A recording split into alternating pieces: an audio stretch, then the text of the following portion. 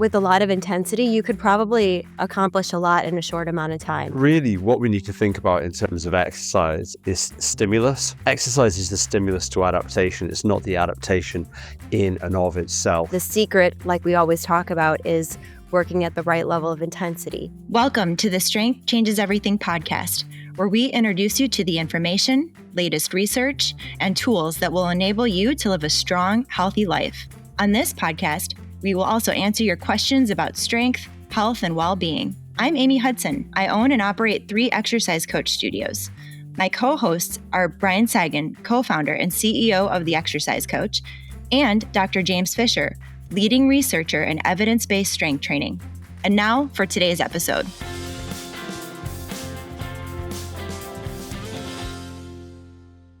I've got a question for you. So have you ever been in the mindset of feeling guilty about yourself for not spending long enough exercising? Creating maybe a goal for yourself of, I'm going to exercise for 30 minutes a day, every day for the rest of my life. And then pretty soon, 1 or 2 weeks go by and you miss those 30 minutes and you just feel like giving up. I think that's a very common experience. It's easy for people out there to associate how much time they spend exercising with maybe what their fitness outcomes will be. And we're here to talk about that concept today, whether or not we have to, think that we have to do more. When we meet people at our exercise coach studios, we introduce them to our 20-minute, twice-a-week strength training program. And oftentimes we hear the question, well, don't I have to do more? Should I be doing more outside of here in order to accomplish my physical fitness goals? So that is what we are talking about today. Is the amount of time I spend exercising indicative of what results I should expect? How are you doing, Dr. Fisher? I'm very well, thank you, Amy. How are you today? I'm doing well. And I want to know, what do you think about this question? And when it comes to how much time people spend exercising, does that tell the whole story about what they are accomplishing? Yeah, I mean, another great question. And of course, the time we spend doing something doesn't really tell the whole story at all. We can certainly be very inefficient especially when we start to move into higher time zones of really trying to do anything. It's not a badge of honor to think that we've worked for 20 hours of the day, because the reality is a lot of those hours were probably very unproductive. And if we start to think about exercising for longer and longer, we almost certainly have to recognize that the quality of that exercise has dropped, the effort level has dropped, and so forth. So really, what we need to think about in terms of exercise is stimulus. Exercise is the stimulus to adaptation. It's not the adaptation in and of itself. So we want the exercise to provide the stimulus to our body to improve our cardiorespiratory fitness, to improve our ability to deal with blood lactate accumulation, to recruit muscle fibers and to get stronger and increase muscle size and increase our metabolism and so forth. And more often than not, we actually accomplish those things with lower volume or lower time, higher effort exercise, as opposed to longer duration exercise. And the reality is, with anything, you can either work hard or you can work for long, but you can't do both.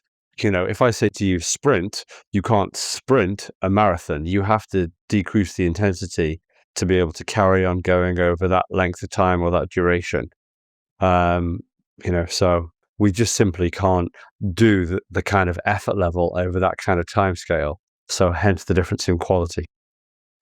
Okay, so what you just said is that you described an inverse relationship between the level of intensity we can perform exercise at and the amount of time we can do that for. And so is it fair to say then that the higher level of intensity of the exercise, the lower amount of time by necessity it will take? Yeah, exactly.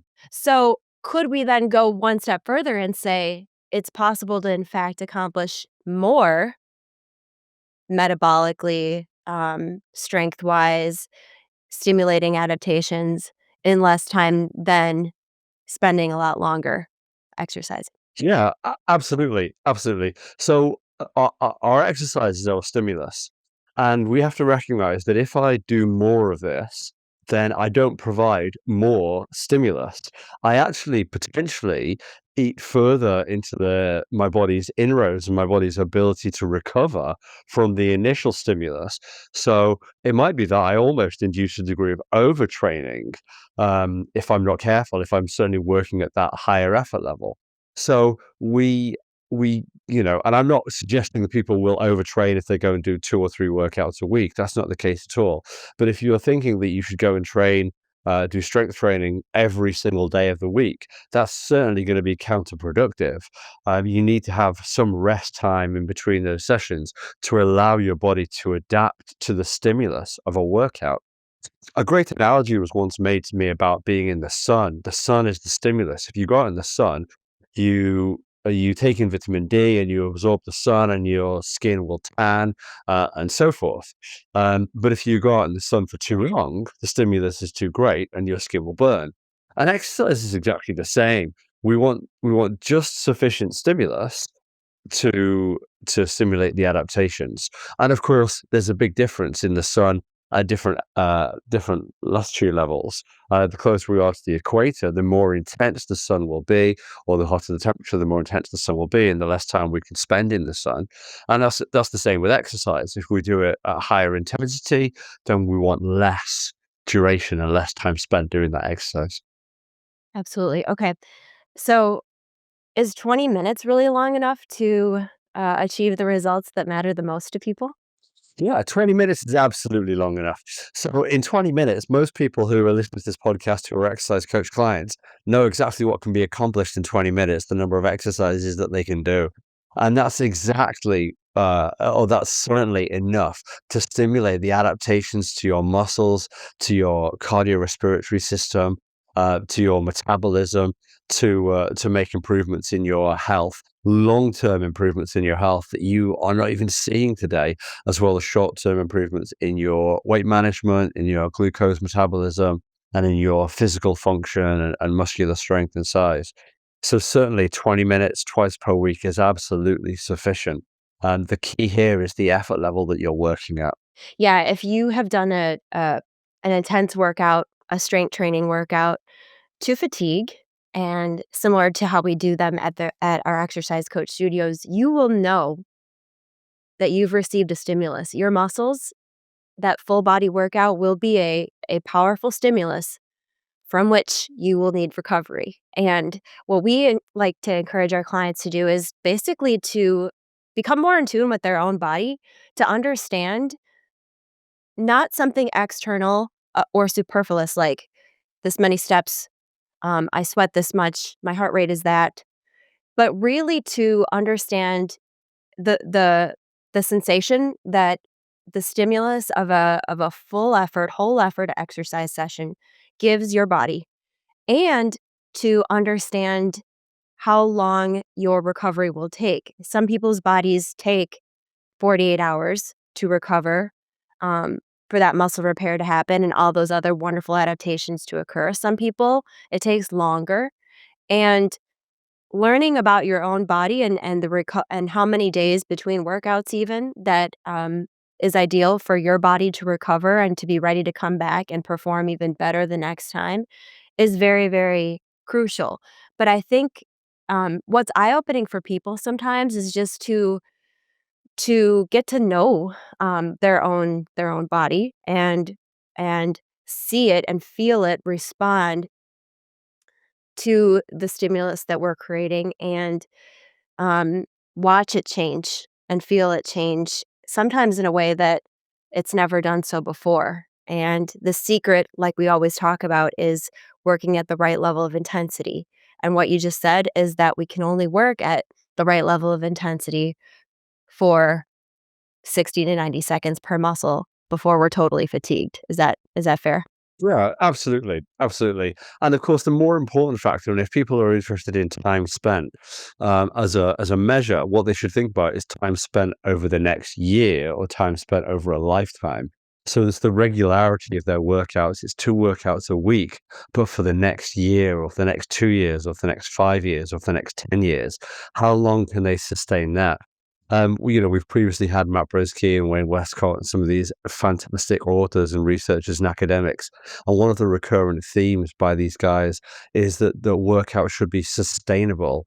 So the idea of going into a gym for 2 hours a day for the next 7 days is well, it's not even great in principle, but at best, it's great in principle, but in practice, it's terrible and it's absolutely not sustainable.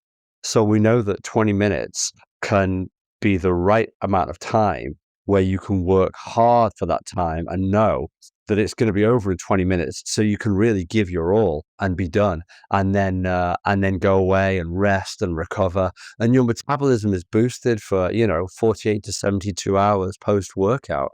So you're burning extra calories in your recovery from that workout. You're burning extra calories in that metabolic response, in that muscle building response. So you simply just don't need to get back into the gym, into the exercise coach to do another workout so quickly, and then repeat and rest and recover and then repeat. I love it. I mean, we meet clients every day who tell us, I have never been able to stick with an exercise program in the past because it just takes too much time. My lifestyle doesn't allow it. My work schedule doesn't allow it. I'm too busy. And so it's easy for people to go 5, 10 years without really meaningfully exercising at all, in a sustainable way. Once they find a program that allows them to achieve continuous results in way less time, that alone is a solution that they've been looking for in order to finally succeed with a program. The fact that it doesn't take very long, right? And that you can schedule it right into your life. And it really, really is great news for people who are busy and don't like to spend hours and hours exercising. Yeah, and of course, when we talk about time spent, people listening to this podcast, they might go to the gym and they might spend an hour or they might spend 2 hours in the gym. But the question they have to ask is, what are they doing with so much of that time? Because when I go to a commercial gym, I see so many people sat around talking with their friends, treating it like a social event. And there's no problem with that, but that's not workout time. And I see people on their phone checking their emails or updating their Instagram, and that's not workout time either. Whereas when you step in the door of an exercise coach studio, you're greeted by a coach and you're walked through a 20-minute workout without interruption, without phones, without, you know, any unnecessary social interactions. It's all about the quality of the workout reduced into a 20-minute time period. And that's really the key emphasis here, that it's about quality and the quality that can be achieved in 20 minutes. Yeah, it's like when you're focusing on something with a lot of intensity, you could probably accomplish a lot in a short amount of time. We understand that with work and things like that, but that exercise coach studio environment, we are here to focus on you and your workout. That's it. And that's what our clients really appreciate, right? And that way they can get that great experience and then get going. So I love it. Do you have any other comments about this question about time spent?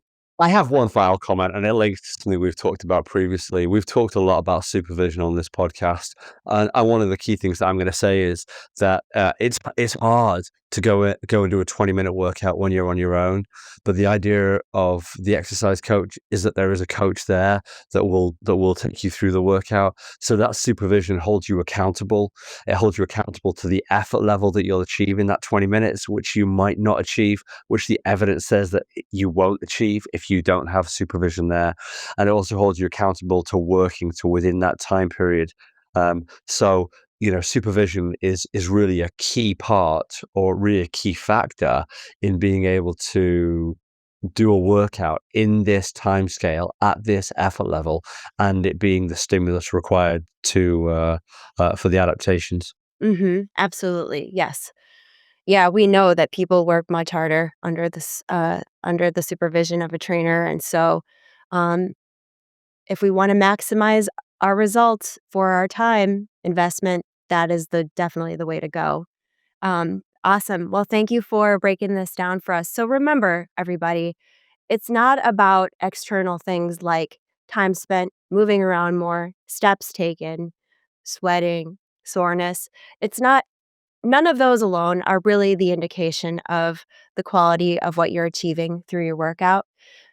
The goal is right intensity exercise to fatigue to really stimulate your muscles to change and adapt. Once you do that, and you do that with regularity, you will see the outcomes that matter the most to you. And that's what it's all about at the end of the day. So keep that in mind. I hope you gleaned something new from this series and this episode, and we look forward to seeing you next week on the podcast.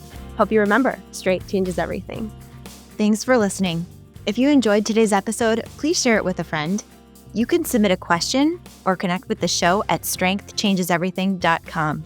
Join us next week for another episode, and be sure to follow the show on Apple Podcasts, YouTube, or wherever you get your podcasts so that you never miss another episode. Here's to you and your best health.